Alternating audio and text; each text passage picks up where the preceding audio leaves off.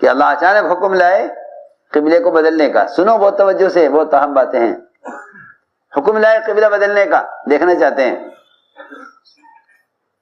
کہ کون نبی کے ساتھ ساتھ پلٹ جاتا ہے بیت المقدس سے بیت اللہ کی طرف، اور کوئی نہیں کہا نہیں جی وہ پہلا قبلہ ہی صحیح تھا، بس اس کو بدلنے کی ضرورت نہیں تھی.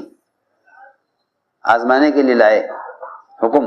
ہم دیکھنا چاہتے ہیں کہ کون نبی کی اطاعت کرتا ہے اور کون پہلے قبلے پر باقی رہتا ہے. تجارت کو نماز کے لیے اب کیا، اب بتلاؤ نماز سبب ہوئی یا تجارت سبب ہوا؟ تجارت سبب ہوئی یا تجارت میں سچائی اور تجارت میں حکم کو پورا کرنا سبب ہوا؟ تجارت سبب نہیں ہے بلکہ تجارت میں حکم سبب ہے. جیسے نماز اور مقابلے میں تجارت، تو نماز سبب ہے، تجارت سبب نہیں ہے. ہم یہ عرض کرنا چاہتے ہیں. تو بات صاف ہو گئی، بات یہ صاف ہو گئی کہ مسلمان یہ نہ کہے کہ بھئی ہم کوشش تو کر رہے ہیں تجارت میں، کامیابی اللہ کے ہاتھ میں ہے. یوں کہے کہ ہم کوشش کرتے ہیں حلال کمانے کی، کامیابی پھر بھی اللہ کے ہاتھ میں ہے. جی ہاں، اور حلال کما کر بھی اللہ تعالیٰ مال نہ دیں تو اللہ کے ذمہ لازم نہیں کہ حلال کمانے والے کو اللہ تعالیٰ مال دے دیں. سنو تو صحیح، حلال کما کر بھی اللہ مال نہ دیں تو ہم اللہ تعالیٰ کے اس فیصلے سے راضی ہیں، کیونکہ مسلمان دنیا میں مسلمان کا حصہ نہیں ہے. دنیا تو غیروں کا حصہ ہے، ہمارا حصہ تو آخرت میں ہے. جتنے صحابہ مالدار گزرے ہیں، ایک صحابی بھی مالدار صحابی دنیا سے خوش نہیں گیا، حالانکہ اللہ ان کو مال راضی ہو کر دیا. اسی عجیب بات ہے، اللہ نے صحابہ کو مال راضی ہو کر دیا ہے. اللہ نے صحابہ کو مال راضی ہو کر دیا ہے، مگر کوئی صحابی ایسا نہیں ہے جو دنیا سے خوش گیا ہو.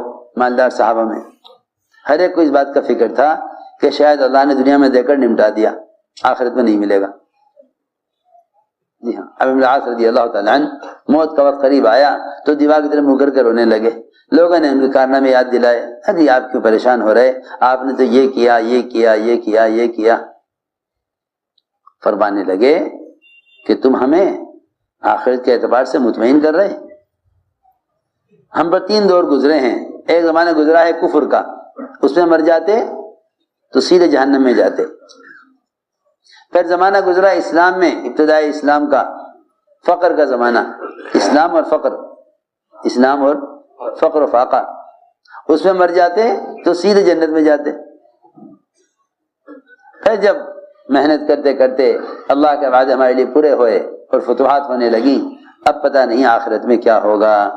اللہ یوں کہیں گے آخرت میں کہ تمہیں دنیا میں تمہاری محنت کا بدلہ مل چکا ہے، تمہاری محنت کا بدلہ دنیا میں مل چکا ہے.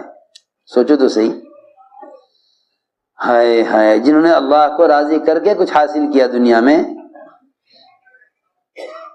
وہ تو سمجھتے تھے کہ اللہ ناراض ہیں اور اللہ نے دنیا میں دے کر نمٹا دیا ہے.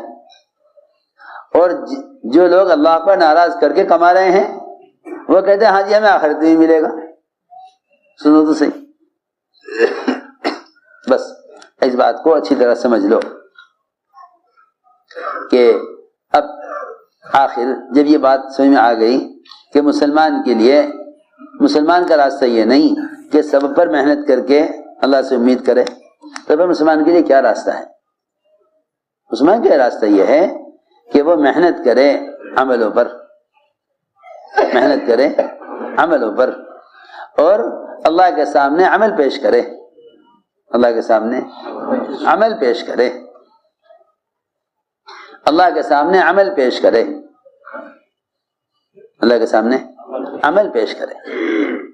اے اللہ، یہ میرا عمل ہے، یہ تیرا وعدہ ہے. ورنہ اللہ کے سامنے اپنی کوشش پیش کرنا، یہ سبب پیش کرنا، یہ تو غیر مسلم بھی کرتے تھے. دماغ جس نے حضور اکرم صلی اللہ علیہ وسلم کے بارے میں سنا کہ آپ بتوں کا انکار کرتے ہیں، تو دماغ آپ کے علاج کے لیے آیا اور یہ کہا میں آپ کا علاج کروں گا، آپ ٹھیک ہو جائیں گے۔ آپ پر اوپر اثر ہے کہ آپ بتوں کا انکار کرتے ہیں۔ آپ نے کوئی جواب نہیں دیا کہ نہیں پاگل میں نہیں ہوں تو آپ ہیں، نہیں کچھ نہیں، اس لیے کہ آپ صلی اللہ علیہ وسلم ایسا اعتراض کرنے والوں کے اعتراض پر صبر کرتے تھے۔ چنانچہ دماغ نے کہا کہ میں آپ کا علاج کروں گا، آپ ٹھیک ہو جائیں گے، کوشش کرنا تو میرے ذمہ ہے، مگر شفا اللہ کے ہاتھ میں ہے۔ کون کہہ رہا ہے؟ مشرک کہہ رہا دماغ کہ میں آپ کی علاج کی کوشش کروں گا مگر شفا اللہ کے ہاتھ میں ہے۔ لوگ بھی یہ کہتے ہیں کہ جی ہم تو دوا کھا رہے ہیں، باقی شفا اللہ کے ہاتھ میں ہے۔ سوچو تو صحیح، ہم نہیں کہتے دوا استعمال نہ کرو، بلکہ یوں کہو کہ نہیں، اللہ کا وعدہ دوا پر نہیں ہے، دوا تو اس امتحان کے لیے ہے کہ اللہ کبھی کبھی اپنی قدرت سے دوا کے ذریعے شفا دے دیں گے، دیکھنے کے لیے کہ میرا بندہ شفا کی نسبت دوا کی طرف کرتا ہے، میری طرف کرتا ہے۔ اگر دوا سے شفا کبھی نہ ہوتی تو بندہ یہ کہتا نہیں اللہ ہی شفا دیتے ہیں۔ کبھی کبھی دوا کے ذریعے شفا دے دیں گے، کبھی دکان پر آمدنی دے دیں گے، کبھی زمیندارے میں غلہ اچھا ہو جائے گا تو یوں کہے گا زمیندار آپ کے کھاد اچھی لگ گئی، اللہ کا ذکر ہی نہیں کرے گا، آپ کی کھاد اچھی مل گئی۔ میں یہ کہنا چاہتا ہوں کہ جتنے بھی اسباب ہیں ان اسباب میں اللہ تعالی اپنی قدرت سے کامیابی صرف یہ دیکھنے کے لیے ڈالتے ہیں کہ میرا بندہ اس کامیابی کو سبب سے جوڑتا ہے یا میری ذات سے جوڑتا ہے۔ یہ تھی بات۔ غلہ اچھا ہو گیا، زمیندار کہے گا ہاں کھاد اچھی مل گئی۔ میں کیا بتاؤں، تمہیں قسم کھا کر کہتا ہوں، یہ اس وقت کی صورتحال مسلمانوں کی ہے۔ اگر ایک سبب میں کسی کو کامیاب ہوتے ہوئے دیکھ لیں گے نا تو خود بھی کوشش کریں گے میں بھی یہی کر لوں۔ ہاں جی ہاں، ارے ایسے ایسے ٹھوکریں کھاتے ہیں اور ایسی ایسی پریشانی میں مبتلا ہوتے ہیں۔ ایک کام کر رہے تھے، دوسرے کا دیکھا، ارے کپڑے کی تجارت میں بڑا کامیاب ہو گیا، فوراً اپنا کام چھوڑ کپڑا شروع کر دیا۔ ہاں، لوگ صبح شام اسباب بدلتے ہیں، بیچارے کسی ایک راستے پر ٹکتے ہی جمتے ہی نہیں ہیں، یوں سمجھتے ہیں کہ اس میں ہے کامیابی، دیکھو اس نے یہ کیا تھا یہ کامیاب ہو گیا، میں بھی یہی کر لوں۔ جی ہاں، بعض لوگوں کو سمجھ نہیں آتا کہ کروں کیا، اس لیے کہ جو اللہ تعالیٰ کی ذات سے فائدہ اٹھانے کے لیے اسباب کو اصل سمجھیں گے، وہ مسلمان ایسے اسباب میں بیچارے ٹھوکریں کھاتے رہیں گے، اسباب بدلتے رہیں گے، انہیں کسی بھی طرح کہیں کامیابی نظر آئے گی نہیں۔ ہم اس لیے عرض کر رہے اگر اللہ تعالیٰ اسباب میں کامیابی ڈالتے ہی نہ، پھر یہ کہنا کوئی کما نہیں دے کہ اللہ کرنے والے ہیں، وہ تو تمہیں اسباب میں کامیابی دکھلاویں گے، پھر دیکھیں گے کہ بندہ اس کامیابی کو کدھر منسوب کرتا ہے، عمل کی طرف منسوب کرتا ہے یا سبب کی طرف منسوب کرتا ہے۔ یوں کہو کہ اللہ نے کیا تھا، اس عمل پر کیا ہے۔